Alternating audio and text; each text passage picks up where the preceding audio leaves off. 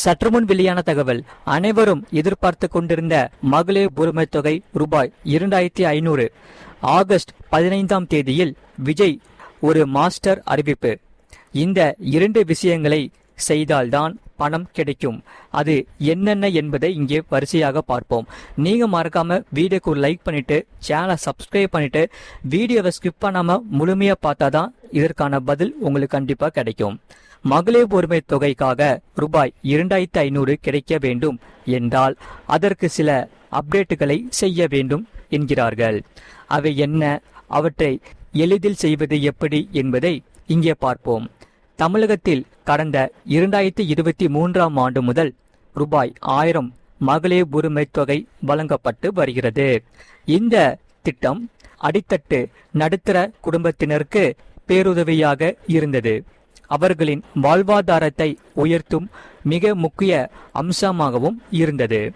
இந்த நிலையில் தேர்தலுக்கு முன்பு திமுக வாக்குறுதியில் உரிமை தொகை ரூபாய் 1500 உயர்த்தி வழங்கப்படும் என சொல்லப்பட்டது. அதிமுக ரூபாய் 2000 என்றும் தவேக ரூபாய் 2500 என்றும் வழங்கப்படும் என்று சொன்னது.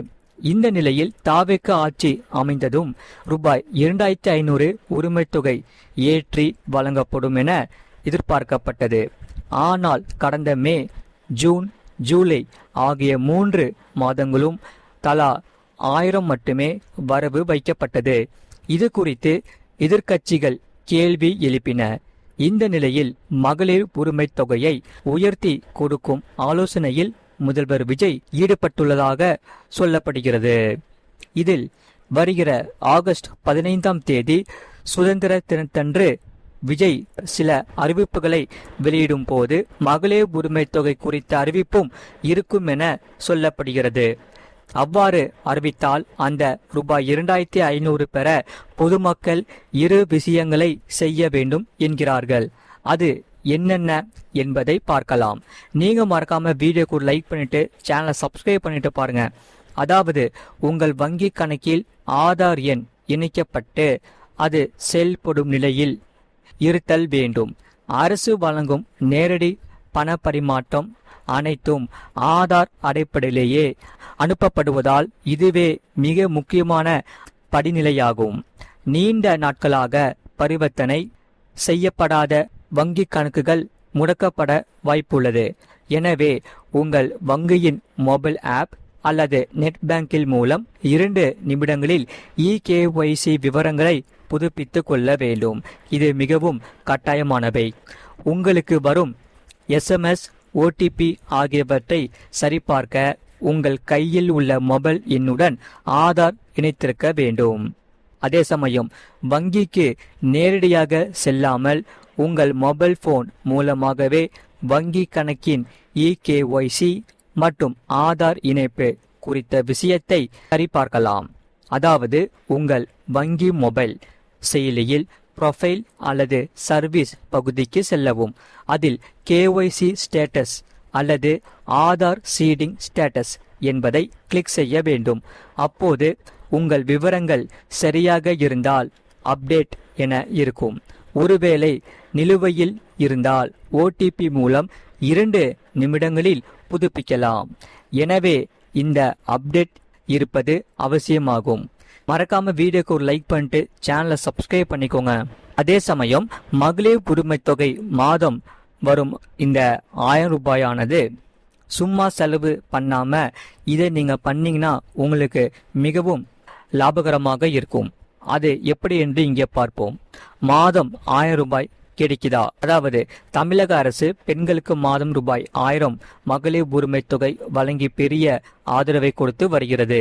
இந்த தொகையை அப்படியே சாதாரணமாக செலவு செய்யாமல் எதிர்காலத்திற்காக சேமிப்பது மிகவும் நல்ல விஷயம்தான்.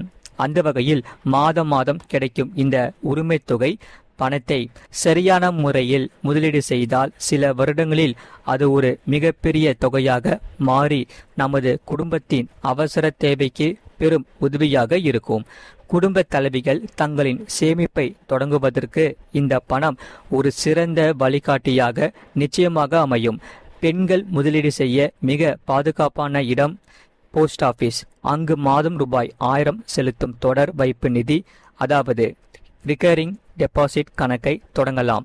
இதில் 5 வருடங்கள் தொடர்ந்து பணத்தை சேமித்து வந்தால் நல்ல வட்டியுடன் முதிர்வு தொகை எந்தவித சிக்கலும் இன்றி எளிதாக கிடைக்க வாய்ப்புள்ளது.